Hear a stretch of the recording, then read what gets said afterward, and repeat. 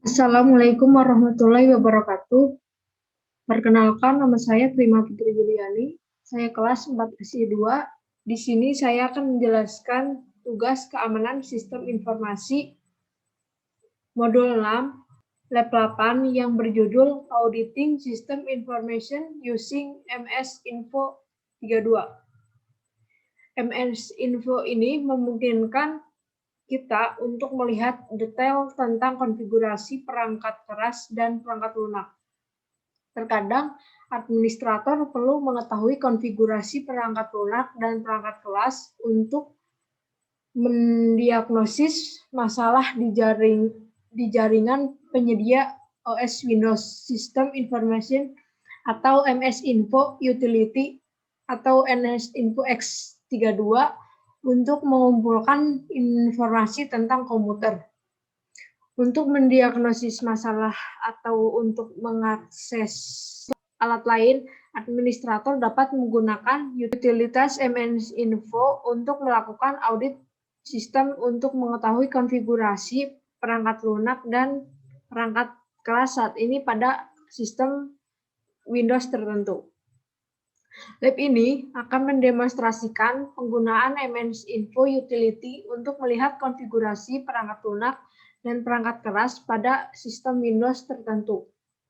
Pada lab ini kita membutuhkan virtual machine Windows 10. Dengan MS Info, kita dapat melihat informasi tentang sistem Windows. Ini memberikan informasi seperti original equipment manufaktur, model, dan tipe Central Processing Unit atau CPU. Yang ketiga, jumlah memori dan sumber daya sistem. Yang keempat, versi BIOS. Yang kelima, lokal. Yang keenam, time zone. Dan yang ketujuh, nama domain, boot device, patch, sumber daya hardware. Nah, sekarang kita masuk ke Windows 10. Kita jalankan Windows 10.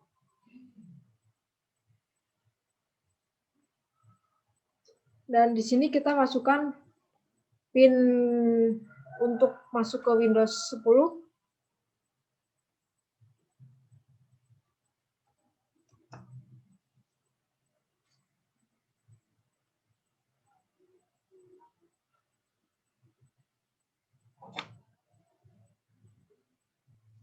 Nah, selanjutnya kita ketikkan Windows R secara bersamaan agar muncul pop-up Run.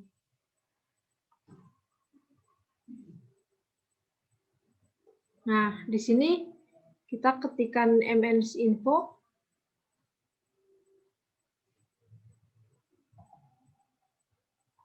Lalu kita klik OK.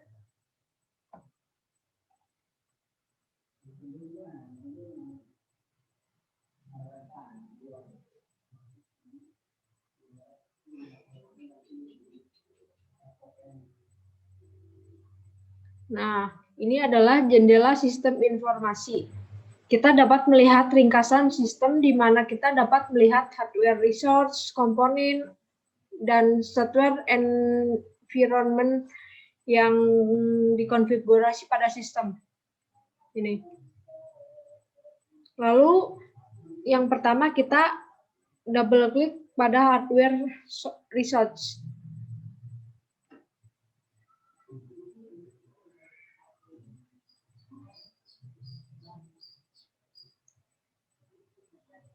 Di sini ada subbagian yang pertama dari hardware resource adalah config sharing. Nah, sekarang kita klik config sharing.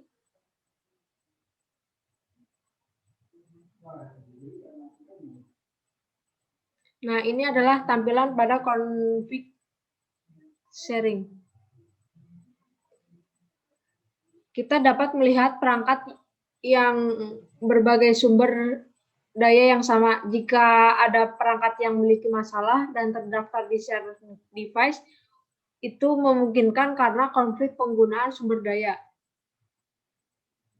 Selanjutnya, kita coba masuk ke subbagian DMA. Nah, di sini subbagian Direct Memory Access atau DMA. Di dalam DMA ini, data ditransfer langsung dari memori ke perangkat keras tanpa melibatkan CPU. Di sini, jika status muncul dalam keadaan error, Anda harus memperbarui driver atau menghubungi pabrikan. Selanjutnya kita klik for hardware. Pada Forge Hardware ini mencantumkan perangkat apapun yang dikonfigurasi secara manual oleh pengguna. Biasanya daftar perangkat plug and play atau PNP. Forge Hardware memuat sumber daya khusus pengguna dan bukan sumber daya khusus sistem seperti biasa. Subbagian berikutnya membahas tentang sumber daya sistem. Pertama kita klik input output di sini.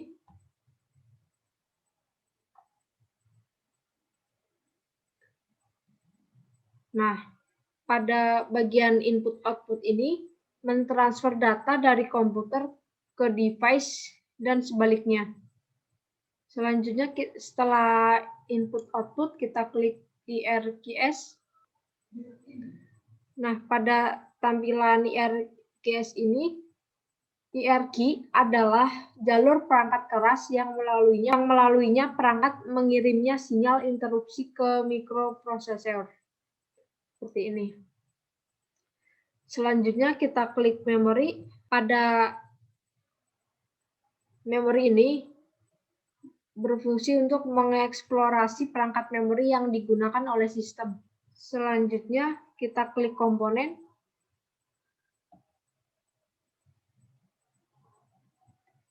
Kita pilih media. Lalu kita klik audio codes. Nah, ini adalah tampilan pada audio codes. Setelah subbagian multimedia, kita klik compact disc atau CD-ROM. Nah, ini adalah tampilan pada CD-ROM. Lalu kita klik sound device. Di sini menampilkan perangkat audio di komputer, meskipun kosong. Di sini pada mesin host biasa ini menampilkan nama perangkat, nama pabrikan, status, PNP ID, dan lokasi instalasi. Lalu kita klik display.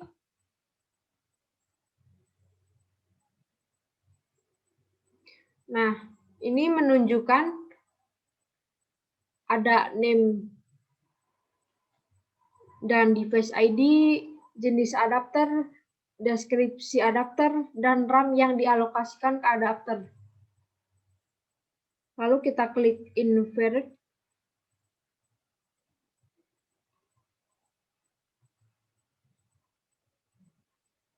Karena ini tidak support, maka dibiarkan tanpa rincian apapun.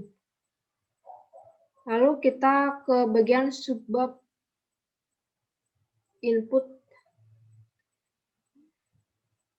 Nah, pada subbab input ini terdapat dua bagian, yaitu keyboard. Yang kedua, pointing device.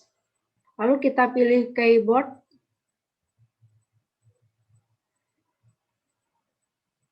Nah, di sini terdapat deskripsi, name, layout, dan lain-lain. Lalu kita klik pointing device. Nah, pada pointing device ini menunjukkan hardware tipe USB yang digunakan untuk menghubungkan perangkat ke PC. Bagian selanjutnya menunjukkan name dan layout dari pointing device. Lalu kita klik modem. Nah, pada subbab bagian ini kosong karena tidak ada modem yang saat ini digunakan pada perangkat. Lalu kita lanjut ke network. Di sini terdapat 3 bagian, yaitu adapter, protokol, WinSock. Pertama kita ketikkan adapter. Kita klik adapter. Nah, pada adapter ini terdapat name, adapter tipe, produk tipe, dan lainnya. Lalu kita klik protokol. Di sini menunjukkan nama protokol ini juga menunjukkan apakah protokol itu tanpa koneksi atau tidak, dan itu menjamin pengiriman dan urutan pesan. Selanjutnya kita klik WinSock. Nah, ini merupakan antarmuka dukungan pemrograman yang menangani permintaan input output. Di WinSock kolom yang dijelaskan adalah lokasi file, ukuran program, dan versi program. Di sini. Lalu kita ke subbagian port. Dalam subbagian port ini terdapat 2 bagian, yaitu serial dan paralel. Kita klik serial. Port serial ini menampilkan nama perangkat yang terpasang, status, ID, PNP, dan informasi lainnya. Karena pada lab ini tidak ada perangkat yang terpasang, maka tidak ada informasi yang ditampilkan. Kita ke bagian storage. Nah, di dalam storage ini ada 4 bagian, yaitu drives, disk, SCSI, IDE. Kita coba klik yang drives. Nah, drives ini memberikan nama dan deskripsi singkat tentang drive, biasa dikenal local disk C atau local disk D. Nih, local drive C atau local disk D.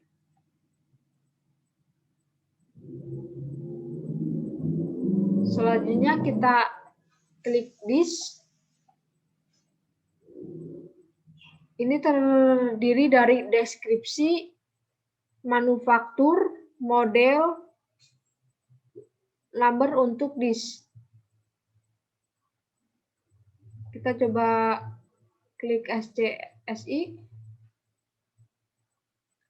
Di sini SCSI ini adalah antarmuka paralel standar yang memungkinkan pemasangan printer, drive disk, dan standar peripheral lainnya.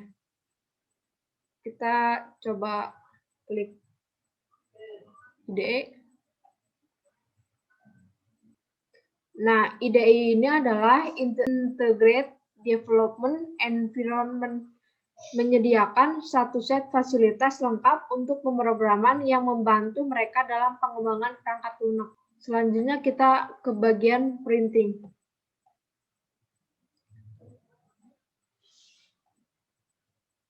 Muncul ketika hardware yang menghadapi masalah. Kita dapat melihat masalah atau kode kesalahan dengan perangkat. Part name, driver, port name, dan server name. Selanjutnya kita klik problem device.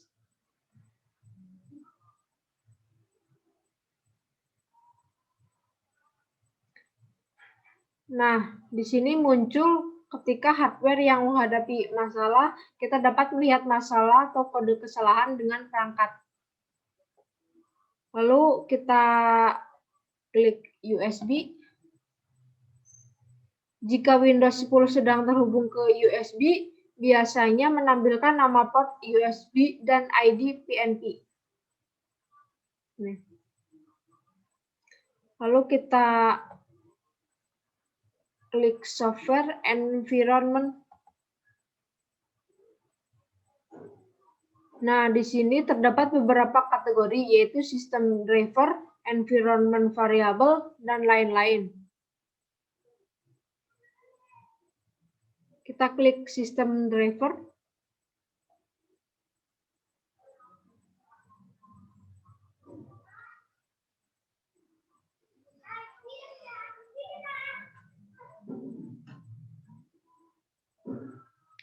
Pada sistem driver ini terdapat name, deskripsi, file, tipe. Selanjutnya kita klik environment variable. Variabel-variabel ini memiliki efek yang sangat besar pada bagaimana suatu proses berperilaku di komputer.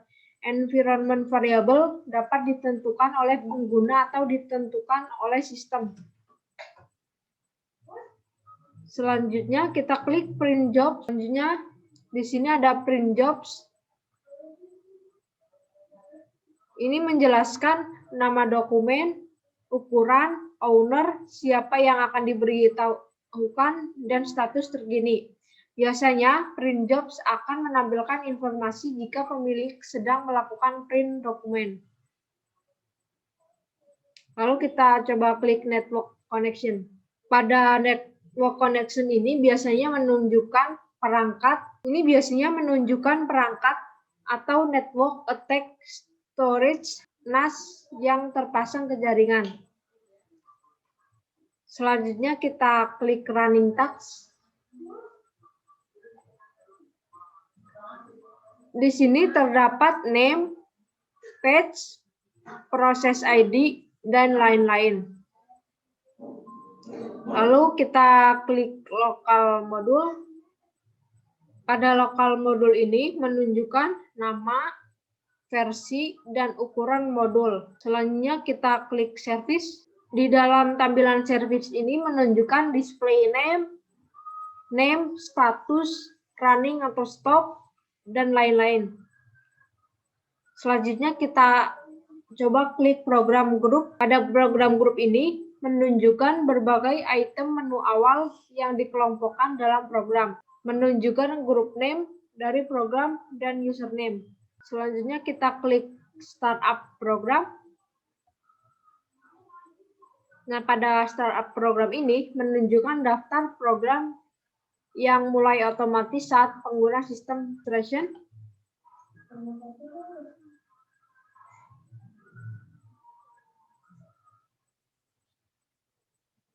OLE registration, object link, and embedding registration menampilkan informasi tentang komponen dan server mereka. Lalu kita coba klik Windows Error Reporting. Nah, jika kita ingin menyimpan status MS Info saat ini untuk audit di masa mendatang, contoh, akan melakukan ekspor bagian Windows Error Report. Nah, pada bagian Windows Error Reporting ini, jika kita ingin menyimpan status MS Info 32 saat ini untuk audit di masa mendatang, contoh, akan melakukan ekspor bagian Windows Error Report. Caranya, klik pada bagian Windows Error Reporting, pilih File, lalu pilih Export. Nah, caranya seperti ini. Kita klik File, kita klik Export.